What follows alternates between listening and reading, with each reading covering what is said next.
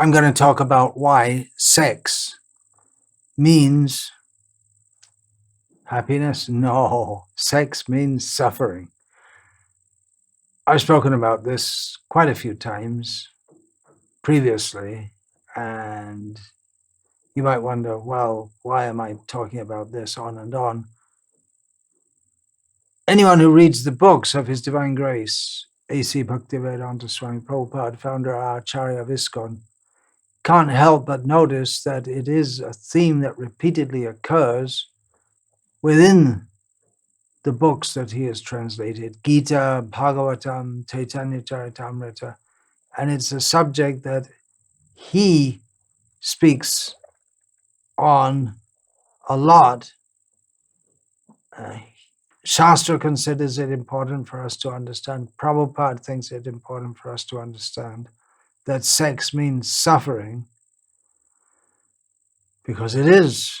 And we're all bound in this material world by sex attraction. And I'm going to give an overview of some of the main reasons that Srila Prabhupada gave, derived from Shastra, derived from his personal realization, and we can all observe and we can all experience this maybe shocking statement that sex is suffering. It may be shocking because it's advertised that sex means happiness, but it's not. And it's important for us all, for everyone, to understand that sex, it's just integrally interlinked with suffering. And we need to know that because we all want to get free of suffering. I already compiled these points quite elaborately in my book, Brahmacharya and Krishna Consciousness, which I first published more than 25 years ago, and within the ISKCON world has become something of a classic within its own genre. What are we talking about here? The whole material creation is moving under the principle of sex life. This is taken from Srila Prabhupada's writings. The attraction between male and female is the basic principle of material existence. Sex life is the background of material existence. Materialistic life is based on sex. There are so many things going on in the world. Maya takes many forms. But the basic principle that binds us in this world is the sex attraction, which causes the repetition of birth and death. I mean, just try to understand how painful repeated birth and death is. And as long as we have any material desire, and the sex inclination is the basic material desire, as long as we have that, we will have to accept material bodies one after another, after another, after another, after another. Just endless suffering. Threefold miseries, what way you want to put it? Threefold miseries, birth, death, old age, and disease. Just suffering, suffering, suffering. Birth after birth, after birth, after death, after death, after death. Therefore, if we seriously desire to improve our condition, to get out of this repeated birth and death, then to cultivate sexual desires, which is what materialistic people, especially low-class materialistic people, do. It's suicidal. We're wasting the opportunity of human life. The lion, the cat, the dog, they all have sex attraction. In human life, we're meant for something better. Attachment to a woman by a man and to a man by a woman is declared in Scripture to be the gateway to hell. It drags us down. We want to go up out of this material existence and have pure feelings of love for Krishna. but we're dragged back by this low desire. Why are we afflicted by this lust, this sex desire? It's sinful contamination. We're trying to become purified by chanting the Hare Krishna mantra, by absorbing our minds in thought of Krishna, developing love for Krishna, but we're dragged down by lust, sexual desire. It's the grossest form of obstruction. Anartha, it's called anartha. Anartha, that which is unwanted, that which is opposite to our real need, which is prema pumarto mahan, the real goal, the real objective is love for Krishna. And there's so many anarthas in the form, so many kinds of material desire. The grossest and the strongest is plain old sex attraction. Therefore, it's the greatest block to human happiness. It reinforces our false identification of ourselves with the body, the bodily concept of life. It makes that bodily concept of life very, very strong and makes us identify with these bodies of flesh and blood, and to identify other bodies of flesh and blood as something desirable. And it's not just the gross sex impulse, but everything surrounding that, the way we walk, the way we talk, the way we dress, the way we perceive ourselves and others, our desires and ambitions. The sex impulse gets us more and more involved in this material world. Griha, kshetra, sutapta, vita, and we become very concerned to have a very nice dwelling. We identify with the country of our birth, the bodily concept of life. We become interested in money, society, friendship, love, children, grandchildren, I, me, and mine. I am nija paro veti. This is mine, that's yours. I am with this group, you are with that group, friends and enemies. It all comes from this misidentification with the body, which is reinforced by sex desire. Therefore, we are warned, unless we give up sex desire completely, there is no possibility of stopping the terrible repetition of birth, death, old age, and disease. So definitely for someone who's supposed to be renounced, deliberately indulging in sex life is worse than suicide. It completely destroys spiritual life.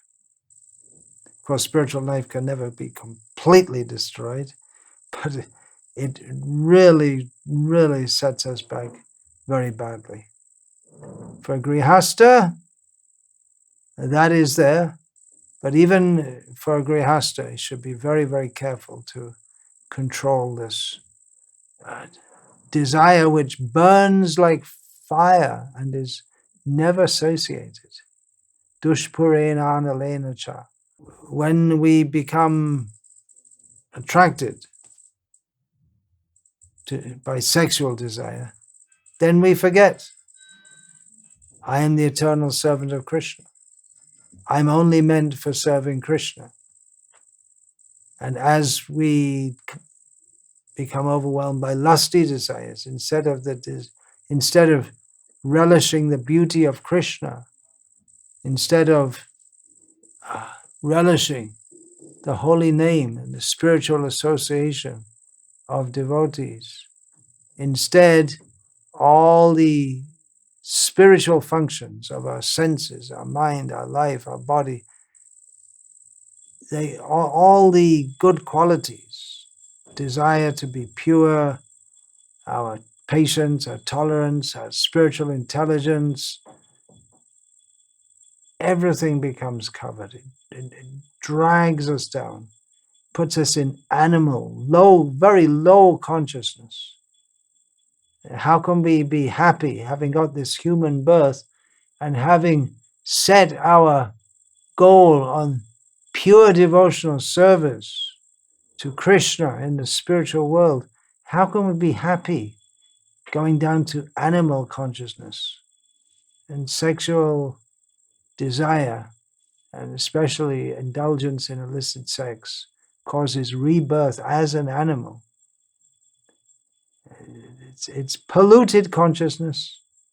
When the mind becomes madly agitated by lusty desires, then the consciousness becomes completely polluted. Kama kashmala chetasaha. And then illusion, we lose our intelligence. Someone may be a very good devotee and they just lose it. They lose sight of the goal of what we're supposed to be doing. And the senses go out of control and we lose control of our intelligence and our mind, even the functions of the mind, the ability to think clearly, all becomes very weak. If we become so much overwhelmed by sexual desire, then any desire, but especially sexual desire, become fixated on that. We lose our intelligence. We see so many times people, they just lose it. They become infatuated by a woman or a man. And someone who's very much agitated by lusty desires, they can never concentrate. They can never focus on anything. They can't achieve anything. They can't even be a good husband.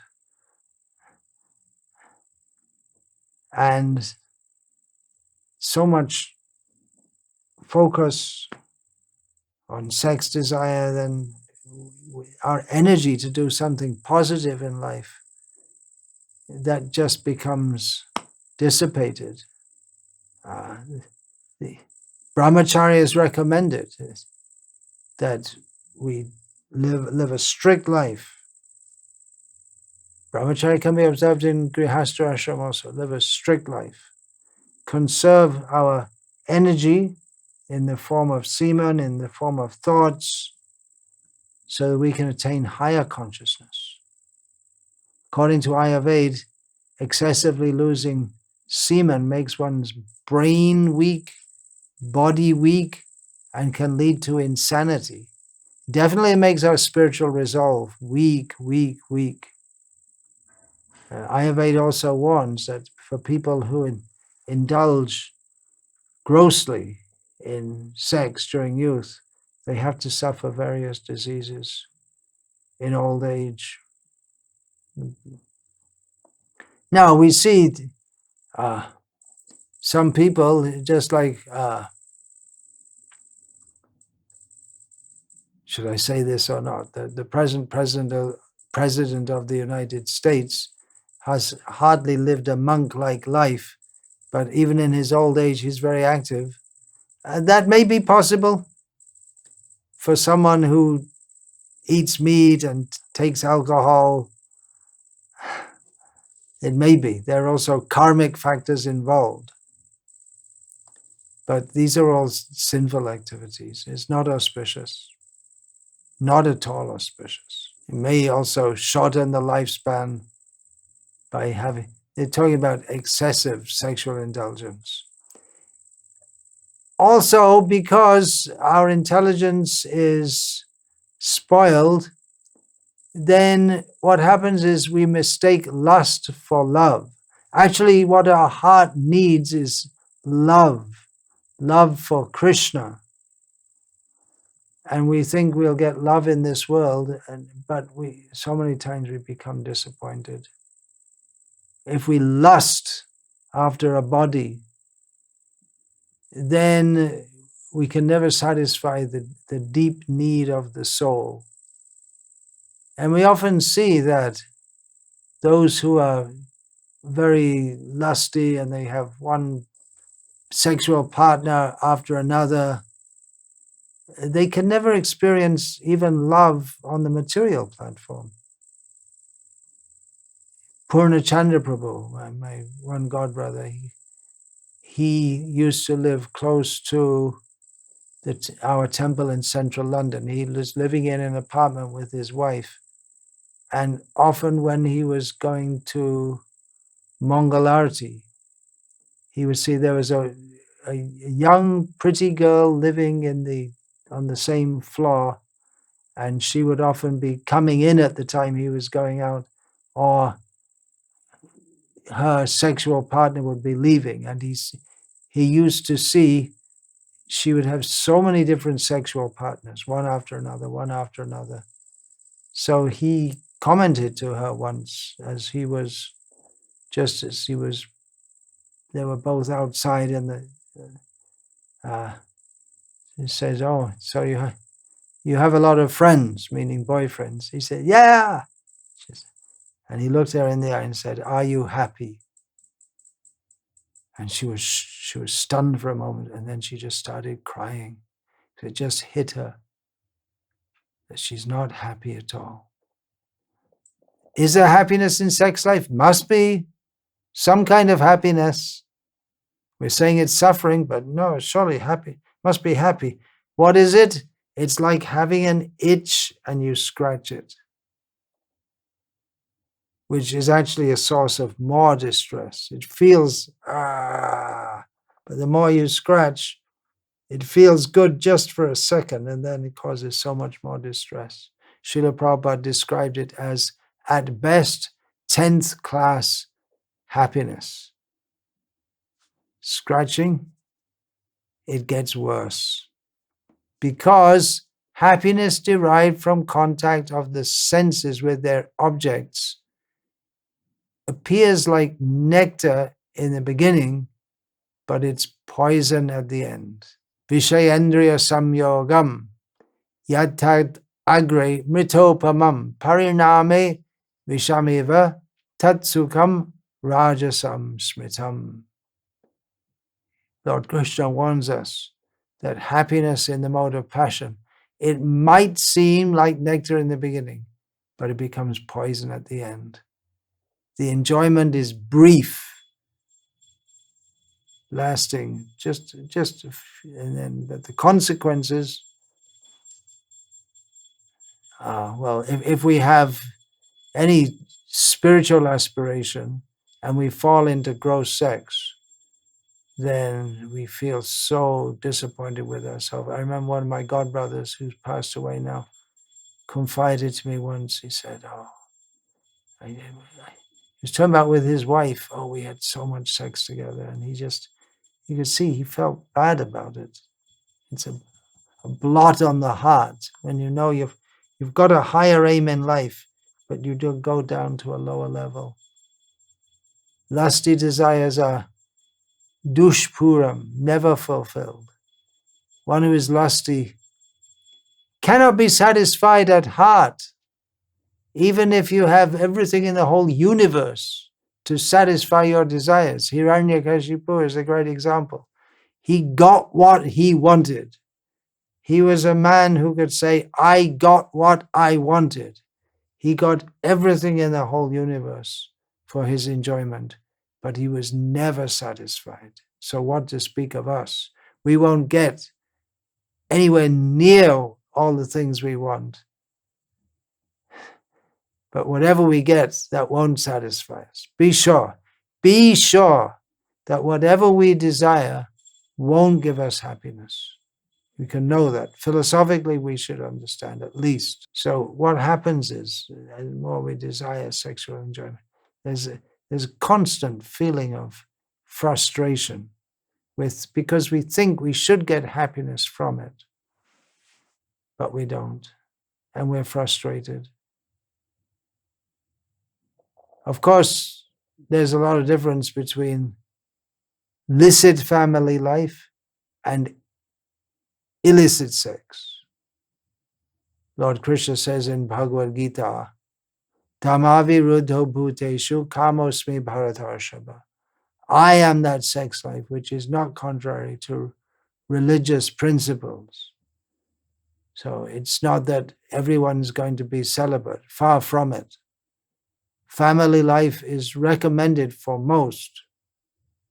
in which, of course, there is sex, and no one is not at all to be blamed for sex within family life. That's absolutely expected, but that should be for bringing forth children, not just for indulging like animals. Srila Prabhupada wrote to one disciple that don't think that your wife is just a machine to be used for sex. But at the same time, we should know that, or if we read Srila Prabhupada's books, we'll read that householder life. I'm taking a quote from Srila Prabhupada's books. Householder life is full of misery, and it's inauspicious because it means consciousness for sense gratification, which is always full of dangers.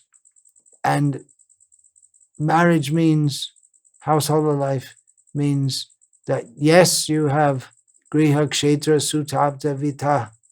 We have home and relatives and money, but it's always very troublesome to manage it all, full of anxiety, fraught with problems.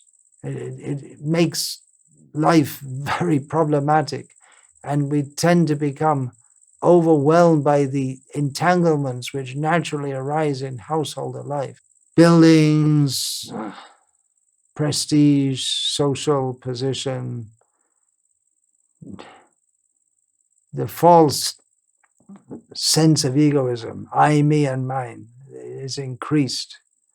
That's why sometimes householder life is compared to a blind well, andhakupa, into which a person falls, and who can take you out?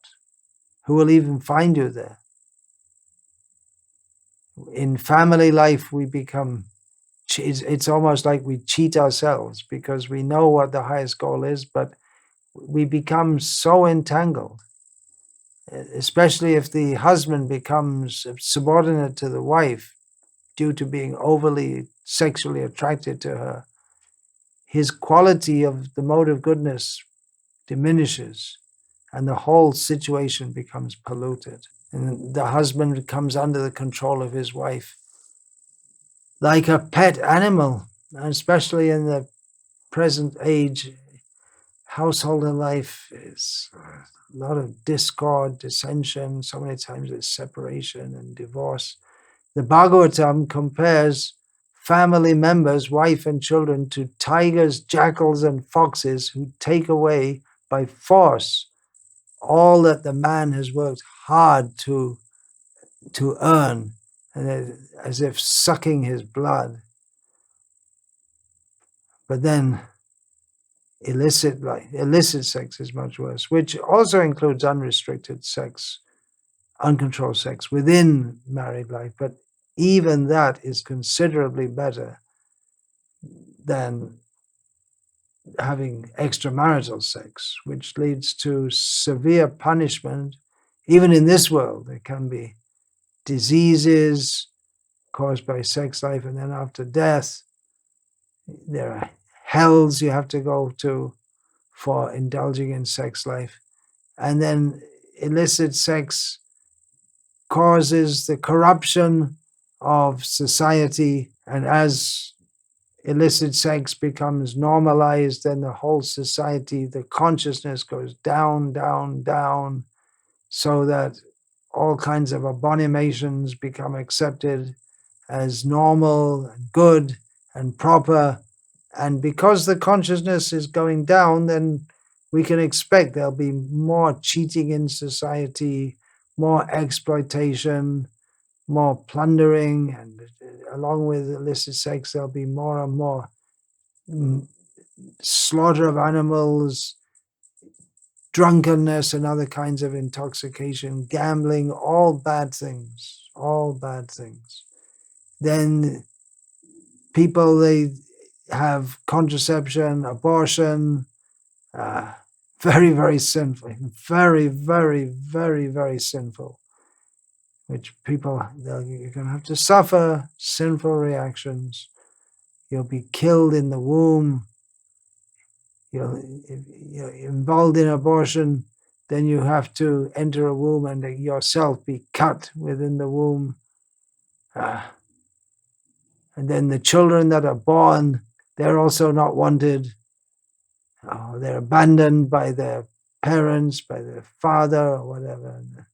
They also become growing up without love because they're not wanted. Then they also become criminals, murderers. Really, there's statistics about this.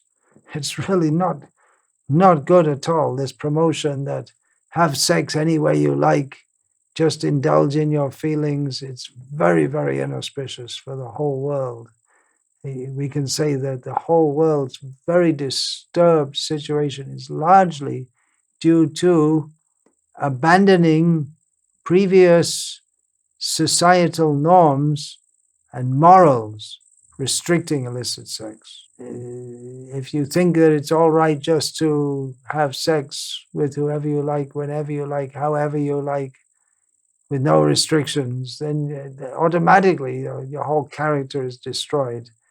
And where's the possibility of developing spiritual qualities and going up, becoming advanced in spiritual life? The whole society becomes polluted.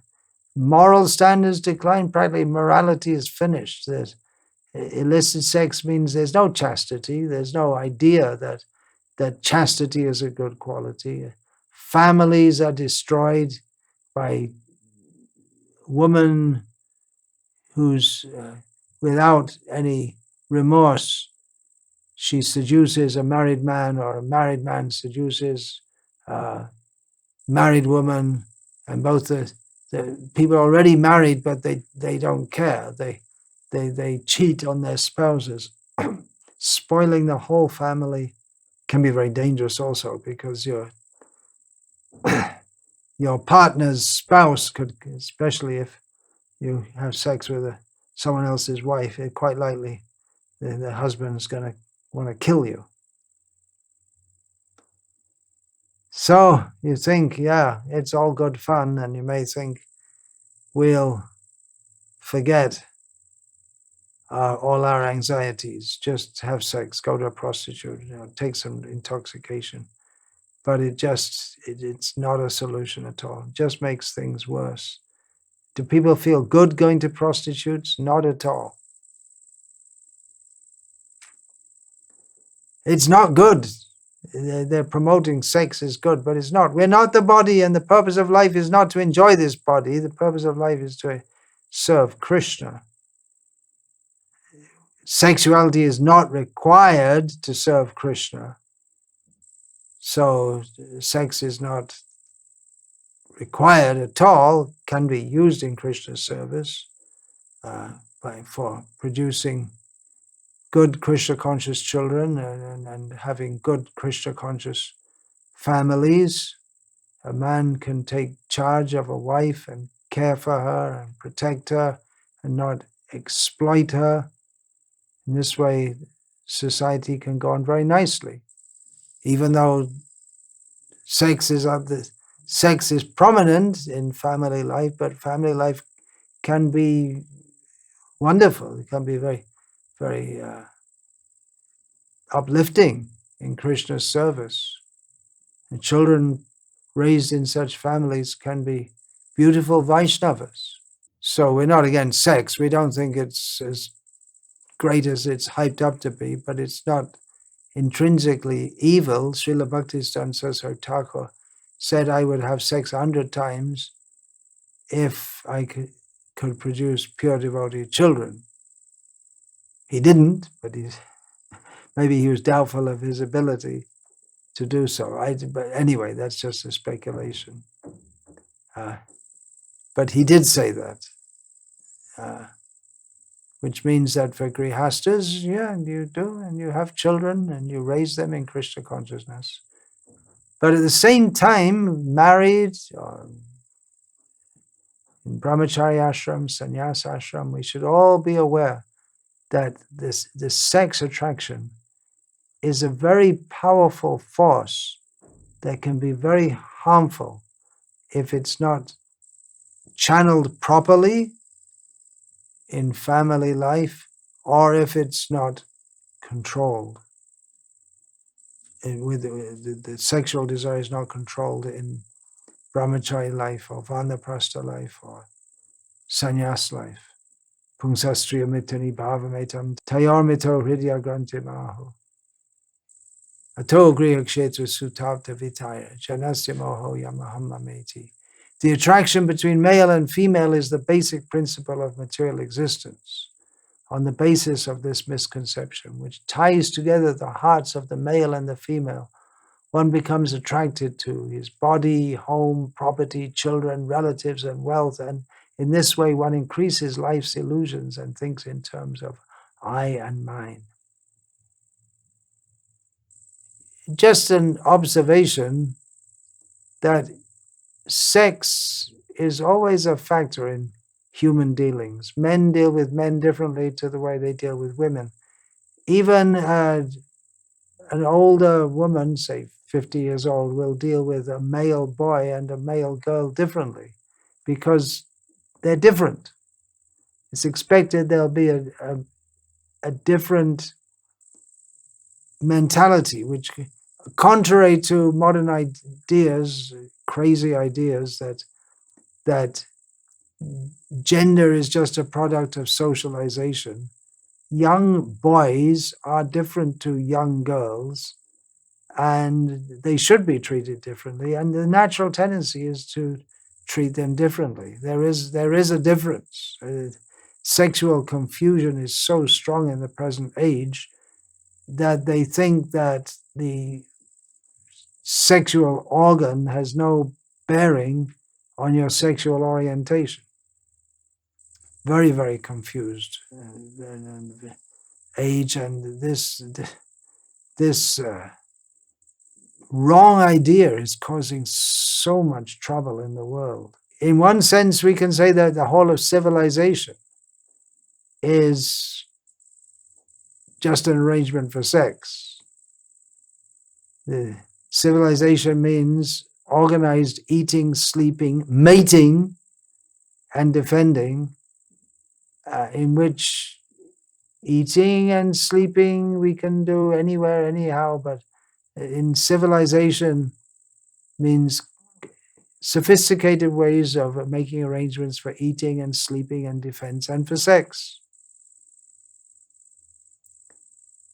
The entire civilization is a manifestation of sex desire in the sense that big buildings, they show off prestige. To have a big house is not required, but it shows off prestige, which is connected with sexual desire. Just see how big I am, how important I am. Just like a peacock showing off his tail feathers. Just see how impressive I am. It's the same mentality. It may be that we're spiritually seemingly very advanced, but sex desire can pull us down. Vishwamitra, meditating with austerities for thousands of years, simply heard the ankle bells of Menaka and was attracted. Sobhari Muni, simply seeing fish engaged in sexual affairs, became desirous to himself, indulge in it. Brahma chased his own daughter. There are so many narrations. Puruvara and Urvashi in the Bhagavatam, how Puruvara was so attracted to Urvashi, eventually he overcame it and became spiritually conscious. Which gives us encouragement that we can overcome it, but at the same time, we should know that it's very dangerous, not just for devotees, but even big people in the respected people. President Clinton of the United States got himself in big trouble by having extramarital sex, and then got in bigger trouble by lying about it. Sexual desire is very strong. So people become attractive when they have some big position, and they become more attractive to others, but their desire for sex doesn't go away. So scandals come out. There's so many cases of big people, respectable people, losing all their respectability just for some petty sex attraction. Their whole career, their whole reputation can be spoiled just by one sexual encounter. Their whole family, they worked hard for their wife for so many years, but their whole family situation becomes spoiled just by one sexual encounter. And they may know, they may know, or they should know as they're getting into it, what they're doing, but they can't control themselves because the urge is so strong. We've seen big ISKCON leaders also lose their reputation, their position, their disciples. They're just for some sexual gratification. They just throw it all away. Sometimes, again, just for one sexual encounter. So be careful. Sadhu savdhan. Sex is a very powerful force. Better be careful.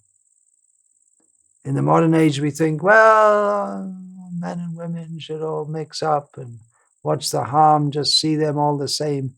Don't be so stuck up. Don't be so rigid. But better to be careful. Better to be careful.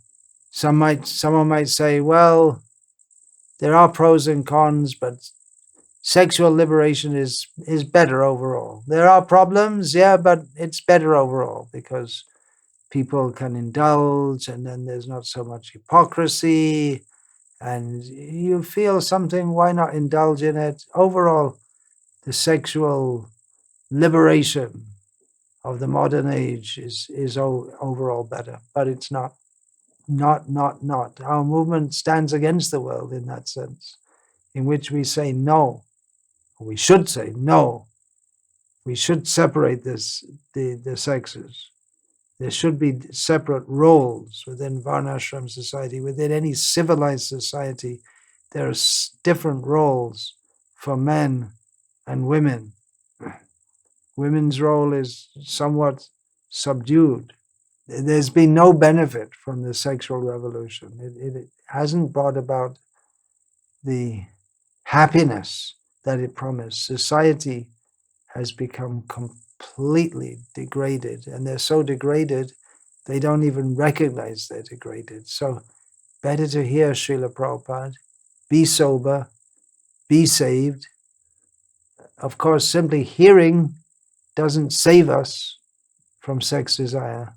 It's not easy to overcome. No doubt it's not easy to overcome, but it is important to discuss these things and to think about these things to help to keep our intelligence sharp and clear. That book, Brahmacharya and Krishna Consciousness, is good for devotees of whatever gender you may be, whatever ashram you may be. It's not, you could say, the most inspiring subject. We want to hear about Krishna dancing in Vrindavan. We do.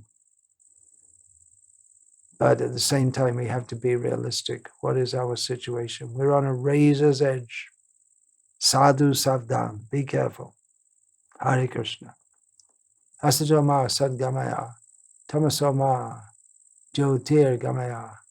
Mrityur ma amritam gamaya. Om shanti shanti shanti.